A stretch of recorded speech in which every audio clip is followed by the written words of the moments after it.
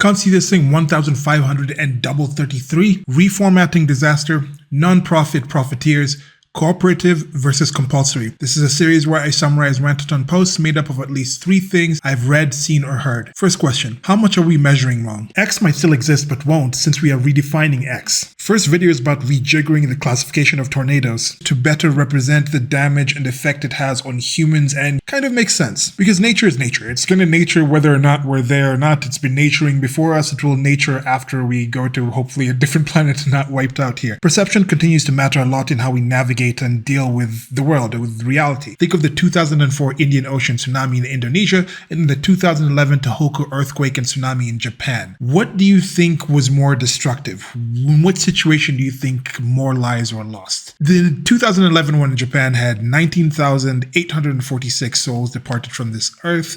And fortunately, the one in Indonesia had 172,761. Do you recall it being that much of a difference? It's almost 10 times more in Indonesia. And Indonesia was a 9.1 magnitude, Japan was a 9.0. One problematic thing that can come up when you focus on destruction of human civilizations on these things is something I've seen some climate catastrophists do when they're talking about things like hurricanes, other natural disasters, and they say it's costing so much more, so you need to give us all this money so we can prevent this high cost, conspicuously leaving out increased human survivability. Because if you only focus on dollars, I would venture to say that in Indonesia, the number of structures destroyed was higher than in Japan, yet Japan, the costs were higher. And this is not just because of inflation over time, but just because the cost of building things in Japan is just higher than it is in Indonesia. Kind of like how that LA fire from 6 months ago was the most expensive in American history, even though relatively not that many people lost their lives. Next question, when does more than thoughts and prayers count?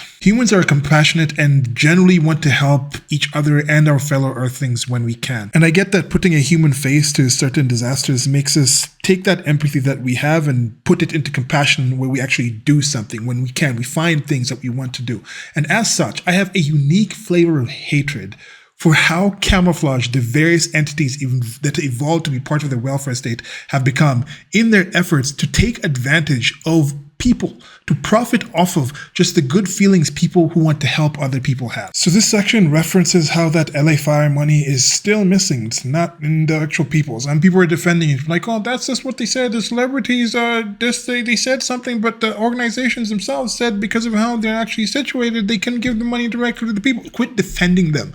So somebody posts a thread here showing the org chart of the Obama Foundation, which is the 501c3 grant network, and it's just so convoluted. And this is how most major nonprofits are in the United States of America and probably the rest of the world. And it just doesn't need to be this way. Last question, how do you propose the value of free markets? In this last section, I tie in this whole situation of the wildebeest migration that President William Ruto of Kenya launched this year to a discussion that Anthony Sammerhoff has, where he proposes that when you're talking about the free market, instead of focusing on competition, focus on the aspect of choice that's involved in it. And that kind of makes sense. Some people have become so domesticated by the restrictive, regulated, redistributive state schemes that rely on proxy violence that they perceive you proposing the free market like taking a chihuahua and throwing it out into the savannah and saying survive with the wild dogs.